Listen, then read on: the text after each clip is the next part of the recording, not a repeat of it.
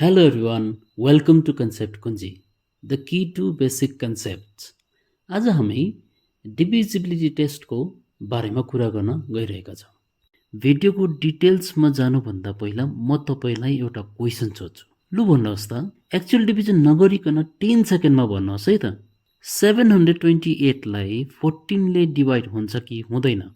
1 2 3 4 5 6 7 8 9 10 होइन? यो भिडियोलाई कम्प्लिट हेरेर 14 को डिभिजिबिलिटी टेस्ट कमेन्ट बक्समा लेख्नु होला।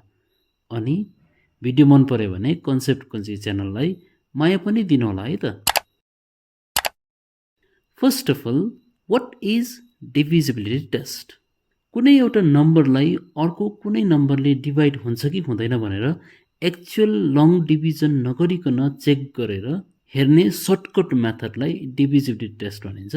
जस्तै 1375 लाई 11 ले डिवाइड हुन्छ कि हुँदैन भनेर कसैले सोध्यो भने हामी 10 सेकेन्डभित्र भन्न सक्छौँ यदि हामीलाई 11 को डिभिजिबिलिटी टेस्ट याद छ भने। आजको यो भिडियोमा हामी 1 देखि 27 को डिभिजिबिलिटी टेस्ट गर्न गइरहेका छौँ। 1 को डिभिजिबिलिटी टेस्ट, 1 ले कुनै नम्बरलाई पनि भएको कुनै नम्बरलाई पनि डिवाइड हुन्छ। यसको लागि कुनै डिभिजिबिलिटी टेस्ट गर्नु जरुरत छैन।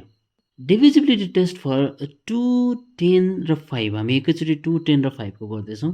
यदि अन्तिमको डिजिट इभन छ भने 2 ले डिवाइड हुन्छ, अदरवाइज हुँदैन।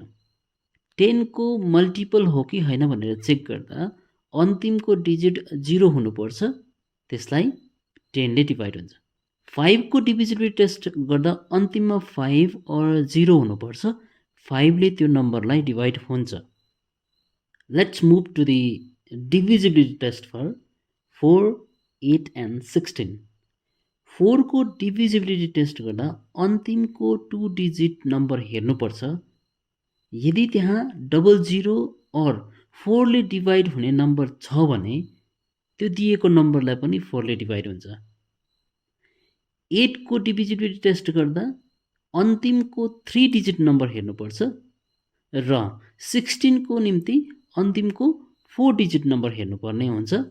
लास्टको 3 डिजिट नम्बरलाई 8 ले डिवाइड भयो भने त्यो दिएको ठुलो नम्बरलाई पनि 8 ले डिवाइड हुन्छ, अनि अन्तिमको 4 डिजिट नम्बरलाई 16 ले डिवाइड भयो भने त्यो सिङ्गो नम्बरलाई पनि 16 ले डिवाइड हुन्छ। डिभिजिबिलिटी टेस्ट फर 3 एन्ड 9, दिएको नम्बरको सबै डिजिट सम निकाल्दा जति हुन्छ त्यसलाई यदि 3 ले डिवाइड भयो भने त्यो दिएको नम्बरलाई 3 ले डिवाइड हुन्छ, अनि यदि 9 ले डिवाइड भयो भने त्यो दिएको नम्बरलाई पनि 9 ले डिवाइड हुन्छ। जस्तै 2403 मा 2 + 4 + 0 + 3 = 9 हुन्छ, अनि यो 9 लाई 3 ले अनि 9 दुवैले डिवाइड भएको हुँदा 2403 लाई 3 ले अनि 9 दुवैले डिवाइड हुन्छ। अब यति कुरा थाहा भएपछि हामी 6, 12, 14, 15, 18 र 20 को एकैचोटि हामी डिभिजिबिलिटी टेस्ट सिक्नेछौँ। 6 लाई हामीले 6 = 2 × 3, 12 = 4 × 3, 14 = 7 × 2, 15 = 5 × 3, 18 = 9 × 2, 20 = 2 × 10। यसरी हामी लेख्न सक्छौँ यी सबै नम्बरहरूलाई। 6 भनेको 2 × 3 हो। यदि कुनै पनि नम्बरलाई 2 अनि 3 दुवैले डिवाइड हुने नम्बरलाई 6 ले पनि डिवाइड हुन्छ। अनि 12 को डिभिजिबिलिटी टेस्ट गर्दा 4 × 3 = 12 हुन्छ। 4 अनि 3 दुवैले डिवाइड हुने नम्बरलाई 12 ले पनि डिवाइड हुन्छ। त्यसरी नै 14, 18 अनि 20 को डिभिजिबिलिटी टेस्ट पनि हामी क्रमैसँगले यसरी नै गर्न सक्नेछौँ।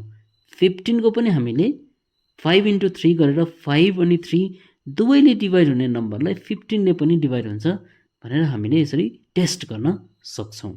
अब हामी 7 को डिभिजिबिलिटी टेस्टमा जाउँ। 7 को डिभिजिबिलिटी टेस्ट अलिकति कम्प्लिकेटेड छ र पनि हामी डिस्कस गरौँ है त। अन्तिमको डिजिटलाई डबल गर्नुहोस् अनि रहल नम्बरसँग माइनस गर्नुहोस्। यदि 7 ले डिवाइड भयो अथवा 0 आयो भने 7 ले दिएको नम्बरलाई पनि डिवाइड हुन्छ। यदि माइनस गरेर पनि ठुलो नम्बर आयो भने फेरि अगाडिको त्यही रुललाई रिपिट गरेर हामीले चेक गर्न सक्छौँ कि 7ले डिभाइड हुन्छ कि हुँदैन भनेर। 11 को डिभिजिबिलिटी टेस्ट यस्तो छ। दिएको नम्बरको अड पोजिसन र इभन पोजिसनको नम्बर्सहरूलाई एड गरेर माइनस गर्नुहोस् अनि आएको नम्बर 0 अथवा 11ले डिभाइड हुने नम्बर छ भने त्यो दिएको नम्बरलाई पनि 11ले डिभाइड हुन्छ। अब हाम्रोमा 13, 17 अनि 19 को डिभिजिबिलिटी टेस्टको कुनै एउटा सिम्पल टेक्निक छैन। कुनै पनि नम्बर यिनीहरूको मल्टिपल हो कि होइन भनेर चेक गर्दा हामीले लङ डिभिजन मेथडबाटै चेक गर्यो भने सजिलो हुन्छ। हिट एन्ड ट्रायल मेथड पनि युज गरेर हामीले चेक गर्न सक्छौँ 13, 17 र 19 को।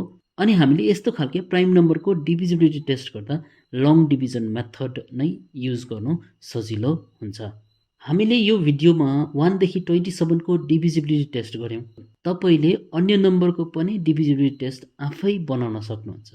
कन्सेप्ट कुञ्जी यस्तै भिडियोहरू लिएर फेरि आउनेछ। त्यतिन्जेललाई आफ्नो ख्याल राख्नु होला। हवस् त, धन्यवाद। हे, 14 को डिभिजिबिलिटी अनि 728 लाई 14 ले डिभाइड हुन्छ कि हुँदैन भनेर तल कमेन्ट बक्समा लेख्नु होला है त। Bye bye.